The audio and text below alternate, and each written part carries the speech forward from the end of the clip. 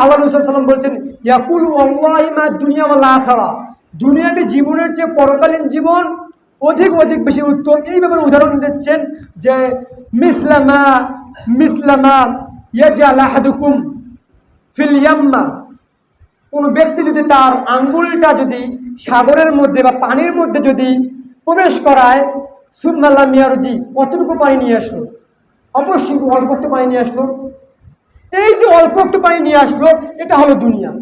আর বাকি যতগুলো সমুদ্রের মধ্যে পানি রয়েছে সবই হলো আখিরাত। বিষয়টা আপনি বুঝাতে পারলাম না আপনাদেরকে, যে আমরা যে দুনিয়ার পিছনে ছুটছি সেটার উদাহরণ আল্লাহ রাসূল সাল্লাল্লাহু আলাইহি ওয়াসাল্লাম কি দিলেন, যে কোনো ব্যক্তি যদি তার আঙ্গুলটা যদি কোনো সাগরের মধ্যে দেয়, তাহলে যতটুকু পানি নিয়ে আসবে ততটুকু হলো দুনিয়া, আর বাকি হলো পুরোটাই আখিরাত।